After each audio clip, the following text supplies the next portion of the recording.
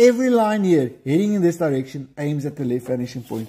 That means every other line aimed in the separate direction aims at the left vanishing point. Okay, so it's all of these lines, right, aims, if I would extend them, to the left vanishing point, each one of them.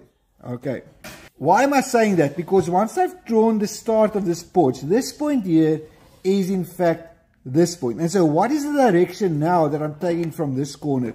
It is aimed to the left vanishing point. And so I'm going to, from here at the base, have to aim my line to the left vanishing point and to the left vanishing point. And then I ask myself the question, how far before something happens again on this porch? If I look at that, it's this line that I've drawn here. Where does something happen? Right there. There's the first stop there. It again changes direction to the right vanishing point. So I'm going to aim that down to the standing point, up to the picture plane. This isn't even the tip that I'm wanting to show you, so don't get too rushed here. You're going to have a big tip in a moment.